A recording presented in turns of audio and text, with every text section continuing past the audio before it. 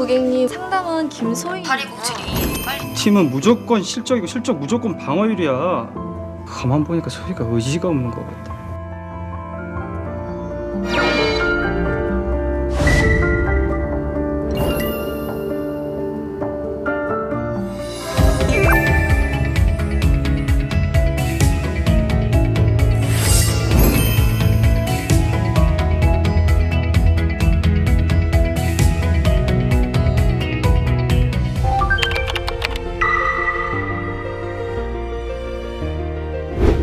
건강 불평등에서 가장 중요한 게 사망률의 제1원인은 암과 관련된 불평등이고, 암의 불평등을 만드는 제일 첫 번째 가장 중요한 게 흡연이었고, 콜센터나 화장품 판매원 분들한테 인터뷰를 설문을 돌려서 했는데 기초조사에서 흡연율이 너무 높게 나오는 거예요. 한 40% 정도. 평균 흡연율. 네네.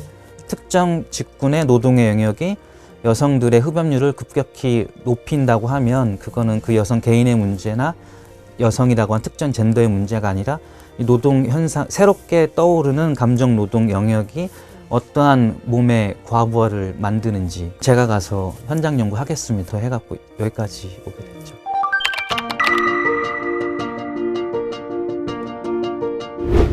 하청 구조가 갖고 있는 가장 큰 핵심 작동 원리는 인센티브거든요. 인센티브는 콜센터 안에서 가장 정확하게 활용되어지고, 근데 그게 각자 도생이고, 그게 책 안에서 끼리끼리 경쟁이라든지 머리 검은 짐승이라고 하는 상담사분들 표현 같은 게 다 그런 내용들이거든요. 근데 그거에 지치면 나가 떨어지는 건데, 개인이 각자 책임져서 해야 될 걸로만 내몰려지는 거에 아주 중요한 핵심 원리죠. 하청 구조 때문에 이름을 정보 회사처럼 차려놓고 전화 부스를 놓고서는 콜센터 일을 하는 거예요. 분명히 상담사들이 계신데 어디 계신지 모르겠거든요. 전체 콜센터 통틀어 우리 팀이 꼴찌죠. 특히 여기 김소희 씨. 며칠만 더 지켜보고 다시 판단할 거야.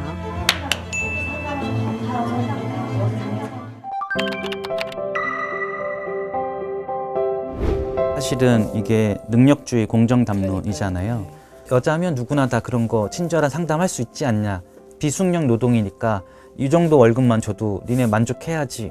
사실은 시작은 비숙련 노동자들을 필요로 했던 감정 노동이었지만 사회가 더 경쟁화되고 서비스와 정보가 굉장히 중요한 시기로, 특히 팬데믹 시기에는 중요한 시기로 부상되어지면서 그 업무가 갖고 있는 특징이 더 세분화되고 복합적으로 변해버렸는데, 그럼에도 불구하고 그 시작했을 때 당시의 불시잡의 위치가 전혀 변하지 않고 정체되어 있는 거는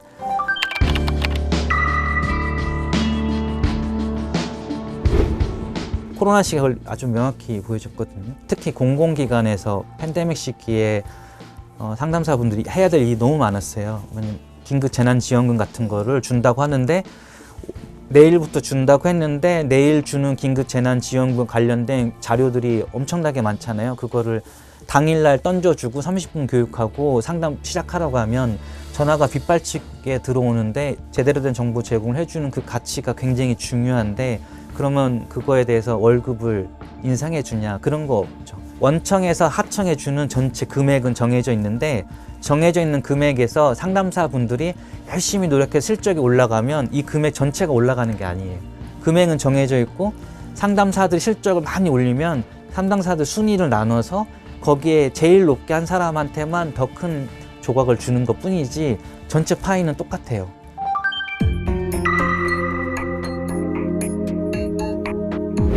예를 들면 유명한 은행들이 지점을 없애요. 코로나 시기에 대면 서비스를 안 하게 되니까 오히려 상담사분이 더 많이 일을 하죠. 그러면 대면 서비스하는 지점을 없애는 게 훨씬 더 비용 효과적이죠. 그럼 상담사들이 해야 될 설명 업무는 훨씬 늘어나는 거죠. 월급은 똑같고 해야 될 업무량은 늘어나고, 불만이면 나가야죠. 왜냐면 이 일자리도 들어오고 싶은 사람들이 많다라고 인식하고 있으니까 아주 중요한 필수 노동으로 변화됐는데, 이미 콜센터 산업이라고 하는 게 저소득 여성들의 개토로 정형화되어 있어요. 더 이상 노동의 가치를, 돈을 더 줄 필요도 없고, 해야 될 일은 엄청나게 많이 주죠. 엄청나게 많이 주지만 그냥 그렇게 굳어지는 거예요.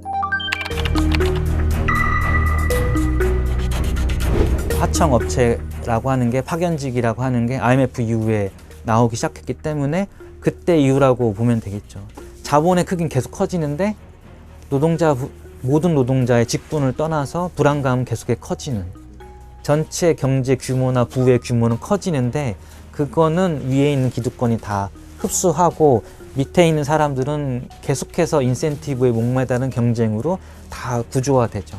콜센터 연구를 영국에서 오랫동안 한 이유는 그 매니지먼트 방법을 다른 데 이식하려고 열심히 한 거지, 오로지 콜센터만 발전시키려고 그걸 한 게 아니거든요. 한국의 하청 구조의 첨단화하고 인센티브의 첨단화, 인센티브제를 할 때 어떻게 그 평가표를 구성해야 되고 경쟁을 시켜야지 효율이 최대화되는지에 대해서 데이터가 콜센터 안에서 10년 넘게 축적이 됐잖아요. 콜센터에서 하는 그런 경쟁 위주의 그 인센티브 모습이 그대로 모든 산업의 영역으로 전부 다 카피 앤 페이스트 될 거라고.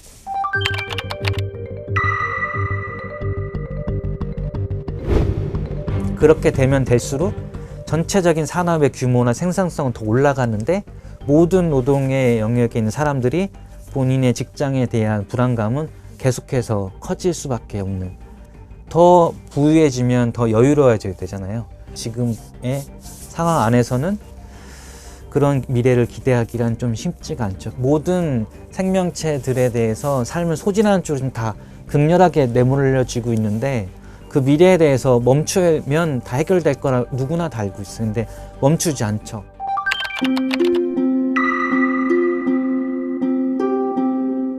저는 인센티브가 갖고 있는 비윤리성이거든요.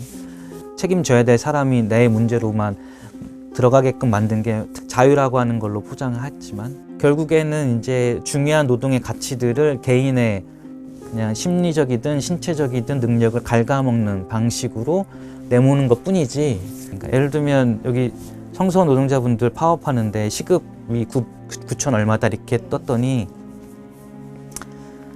학생분들이 포스트잇을 붙였어요. 봤어요. 트위터에서. 우리도 시급이 이거보다 안 되는데 그 시급으로 서로 경쟁하면 안 되죠. 전체 파이에 대한 노동 환경에 대한 문제 제기를 해서 본인들의 노동 환경도 올리고 다 같이 올려야 되는데 노동자끼리 싸우게 만들잖아요. 그게 예비 노동자하고 싸우게 만들잖아요. 그게 지금의 가장 중요한, 그렇게 싸우는 것 자체가 윤리적으로 전혀 문제되지 않는다라고 받아들이는 사회를 점차 저희가 살아가고 있으면 결국에는 이게 한 번은 크게 무너지는 시기가 오겠죠.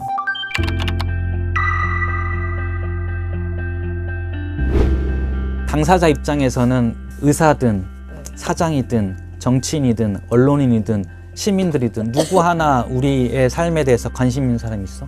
그 문제를 해결하는 방법으로 몸표기라고 하는 거가 있는데 그 몸표기 잘 들여다보면 그게 단순히 몸만 펴는 게 아니고 굉장히 정치적인 행동이고 당당해지기 위한 하나의 행동인데 그런 단순한 신체적인 활동이 얼마나 큰 힘을 갖고 있는지 아주 긴 역사 동안 사회는 가르쳐주지 않았거든요. 인간이 갖고 있는 근본적 힘의 가치를 개별 사례에서 장시간 목격해서 그거의 힘을 노동의 영역에 일이 보람이 되고 설렘이 되고 건강으로 연결될 수 있는 거를 좀 꾸준히 제시해주고 싶은데